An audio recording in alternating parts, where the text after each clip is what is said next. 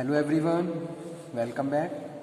आज के सेशन में हम डिस्कस करेंगे प्रिंसिपल्स ऑफ स्टाफिंग और इसके इम्पोर्टेंस, क्या क्या इसके मेन इम्पोर्टेंस होते हैं, तो ये हम डिस्कस करेंगे। So let's cover. Before starting this we have to understand the mean of staffing. So staffing is the multi step process. ये क्या है? एक मल्टी स्टेप प्रोसेस है जहाँ हम जो भी हमारे एम्प्लॉयज़ काम कर रहे हैं, यानी कि मैन पावर है हमारे पास, उसको उनको हम एक पर्टिकुलर पोजीशन पे फिक्स कर रहे हैं। तो इसीलिए इसको हम फिक्सेशन ऑफ मैन पावर भी कहते हैं। Staffing is a multi step process. It consist of fixation of man power और ट्रांसफरिंग, या फिर आप उनको ट्रांसफर कर रहे हो एक पोजीशन से दूसरी पोजीशन पे। And demotion and termination are also often regard as a fact of the staff functions. So that's why staffing has become important function due to the increasing size of business. Okay, and it is the manning and also keeping man position created in the organization.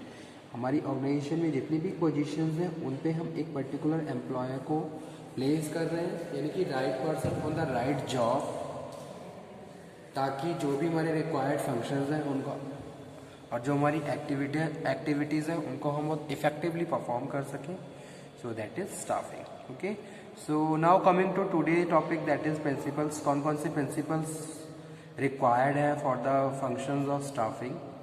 There are no completely acceptable principle of staffing. However, following principles may serve as a useful guidelines for recruitment, selection, training, development, and reorientation of workers. Okay, so these certain principles are: first one है principles of staffing objectives. Whenever you are doing the function of staffing, you have to well clear about your organization objective. भी आपकी organization के क्या objectives हैं? Okay, तो सबसे पहला principal, सबसे फर्स्ट प्रिंसिपल यही है कि भाई principles of staffing objectives. Objective must be clear. जब भी हम स्टाफिंग के फंक्शंस को परफॉर्म कर रहे हैं तो हमें अपनी ऑर्गेनाइजेशन के ऑब्जेक्टिव को वेल अंडरस्टैंड कर लेना है, ठीक है, प्रॉपरली उससे अवेयर हो जाना है कि भाई हमारी ऑर्गेनाइजेशन के क्या ऑब्जेक्टिव्स हैं और किस तरीके से, कौन से बेस्ट तरीके से और कौन से बेस्ट प्रैक्टिसेस को यूज़ करके हम उन प्रिंसिपल जो भी हमारे ऑब्जेक्टिव है उनको अचीव कर सकते हैं, ठीक है। According to that it should arm the enterprise with competent workforce. तो उसी के हिसाब से हम कॉम्पिटेंट वर्कफोर्स, यानी कि लोगों को कॉम्पिटेंट और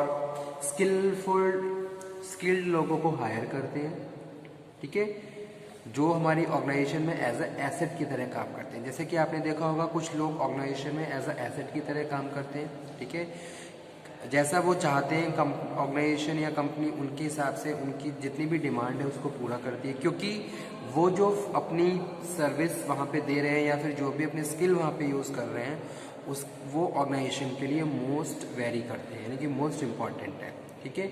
तो वही चीज़ यहाँ पे हम डिस्कस कर रहे हैं कि भाई जो भी हमारे ऑब्जेक्टिव हैं उनके लिए हम कॉम्पिटेंट लोगों को हायर करेंगे और उनको अपनी ऑर्गेनाइजेशन में एज अ एसेट की तरह यूज़ करेंगे। तो पहला प्रिंसिपल यही है, प्रिंसिपल्स ऑफ स्टाफिंग ऑब्जेक्टिव्स। हमें अपनी ऑब्जेक्टिव वेल क्लियर होनी चाहिए। सेकेंड वन है principles of job definitions. Role occupy by various individual in the organization should be clearly defined as a regard the amount of quality of work expected from them, ठीक है। अगर हम किसी भी individual को किसी भी एक पर्टिकुलर पोजीशन पे प्लेस कर रहे हैं तो वहाँ पे हमारी क्या एक्सपेक्टेशन है, क्या क्वालिटी वर्क हम एक्सपेक्ट कर रहे हैं उसको, ये सारी चीज़ें भी हमें प्रॉपरली आइडेंटिफाई होनी चाहिए। तो क्या हम उसे पे स्ट्रक्चर दे रहे हैं, क्या स्टेटस है, क्या अथॉरिटी होगी, क्या उसकी रिस्पॉन्सिबिलिटी होगी, work expected from every job and its place should be specify and clearly define, ठीक है। तो जब भी हम उसको किसी भी एम्प्लॉय को पर्टिकुलर पोजीशन पे ऑक्यूपाई कर रहे हैं, प्लेस कर रहे हैं, तो उनकी क्या स्टेटस है, क्या रिस्पॉन्सिबिलिटी है, क्या पावर है, क्या, ये सारी चीज़ें वेल डिफाइन होनी चाहिए ताकि वो उसी के हिसाब से बेटर तरीके से अपने फंक्शंस को परफॉर्म कर सके और ऑर्गेनाइजेशन की प्रोडक्टिविटी में प्रॉपरली अपना इनिशिएट या कंट्रीब्यूशन दे सके, ठीक ठीक है। तो सेकंड प्रिंसिपल यही है, principle of job definitions. Job well clear होनी चाहिए और उस जॉब से रिलेटेड जो भी सर्टेन क्लैरिफिकेशंस हैं वो प्रॉपरली एम्प्लॉय को क्लियर होनी चाहिए। थर्ड प्रिंसिपल है principle of staffing responsibility. Manager at every level are responsible for the effective efficient staffing. Specialized service of personal department may be utilized the effective planning. Okay, so जो staffing responsibility है that is also concern with the HR department. तो HR department का क्या है, एक proper connection है किससे, staffing से, कि भाई अगर किसी भी डिपार्टमेंट में मैन पावर की प्लानिंग के बारे में बात करें, फिर मैन पावर की रिक्वायरमेंट है तो वो किसके थ्रू की जाती है, पर्सनल डिपार्टमेंट के थ्रू। तो वही हम यहाँ पे बस डिस्कस कर रहे हैं, principles of staffing responsibility. Okay, तो भाई अगर मार्केटिंग में बहुत सारे टीम मेंबर्स रिक्वायर्ड है तो marketing manager must communicate with the HR manager कि भाई किस टाइप के लोग चाहिए, किस टाइप की सेल्स फोर्स चाहिए, उनका क्या क्वालिफिकेशन होना चाहिए, उनका कौन से एरिया में एक्सपीरियंस होना चाहिए। So it is also concern with the staffing. So that's why third principle is principle of staffing responsibility. Fourth one है principle of recruitment personal. Effective staffing require the both internal and external source of recruitment should be judiciously utilized. The qualitative management require open competition among candidate for managerial positions. ठीक है, तो जो भी recruitment करेंगे वहाँ पे हम internal external दोनों सोर्सेज के थ्रू भी कर सकते हैं, करते ही हैं। जहाँ हम जो भी क्वालिटेटिव मैनेजमेंट है वो रिक्वायर है, क्या है, open competition among candidate for managerial positions.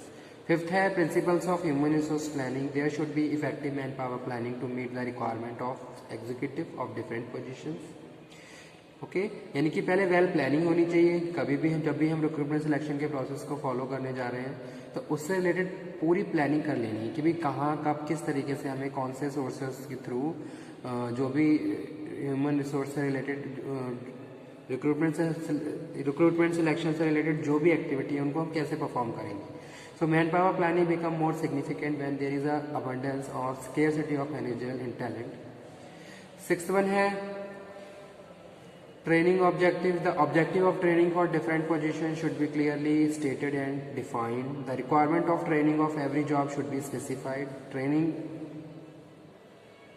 Most important aspect है किसी भी ऑर्गेनाइजेशंस के लिए। तो जो ऑब्जेक्टिव है ट्रेनिंग का for different position should be clear, और क्लियर होना चाहिए कि क्यों आपको ट्रेन किया जा रहा है, ठीक है, और क्या इसकी रिक्वायरमेंट है, क्या इसकी जॉब रिक्वायरमेंट है, ताकि जो भी ट्रेनिंग का पर्पस है वो पूरा हो सके। और लास्ट है principles of managerial appraisal. The performance of every manager should be evaluated in the term of verified objectives. ठीक है, so these are certain principles of staffing which are play most important role. Now moving on importance of staffing, क्या क्या importance होते हैं staffing के। So here some importance as written. So staffing is considered as an important function of management due to these importance or benefit. First one है key function. It has been recognized that human resource is one of the most valuable asset of the organization.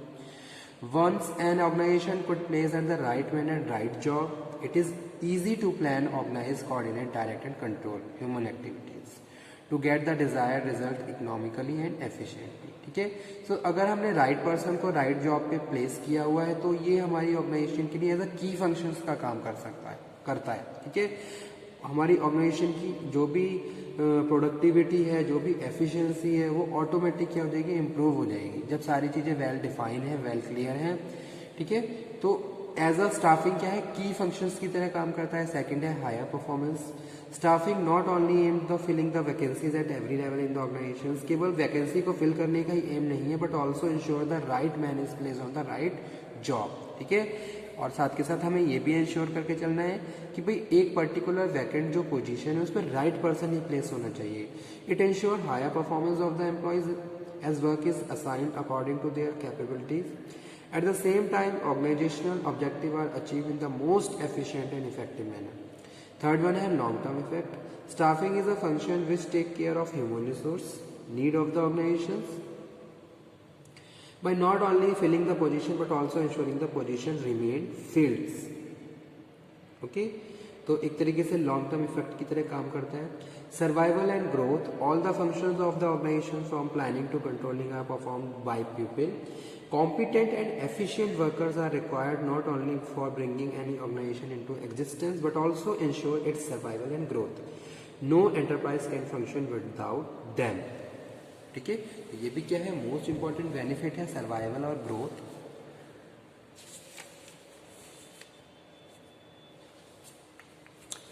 After that, optimum utilization of resources. Staffing helps the management to foresee the plan and future staff requirement. Accordingly, recruit, train, develop it works for the function responsibilities. At the same time, it ensures that organization is not overmanned. अब ऐसा भी नहीं है कि ओवरमैंड हो जाए organisation. तो जितने भी रिसोर्स अवेलेबल है उनको ही हमें ऑप्टिमम यूटिलाइज करना है. That is also related to staffing. ऐसा नहीं है कि भाई हर एक नए टास्क के लिए आप नए नए लोगों को हायर करेंगे. जो भी आपके पास ह्यूमन रिसोर्स है उनको ही आप ऑप्टिमम यूटिलाइज करें ताकि आप अपनी ऑर्गेनाइजेशन की कॉस्ट को भी मेंटेन कर सकें और एफिशिएंसी को भी बढ़ा सकें. ठीक है. और लास्ट है प्रमोट जॉब सेटिस्फैक्शन.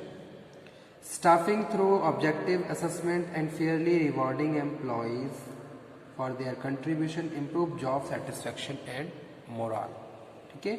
तो कहीं ना कहीं स्टाफिंग क्या है, जो भी अगर हमें हमारे इंटरेस्ट के हिसाब से काम दिया हुआ है तो हम वहाँ बेटर परफॉर्म कर सकते हैं. हम अपने आप से अपनी जॉब से प्रॉपर सेटिस्फाई होंगे. ठीक है.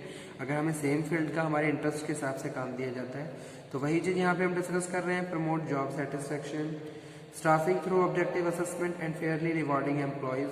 लोगों को रिवॉर्ड मिल रहा है, वो हार्ड वर्क कर रहे हैं, उनको रिवॉर्ड दिया जा रहा है, उनको रिकग्नाइज किया जा रहा है और कहीं ना कहीं उनके जो भी कंट्रीब्यूशन है वो उनके जॉब सेटिस्फैक्शन और उनके मोरल को और ज़्यादा बिल्डअप करते हैं. ठीक है.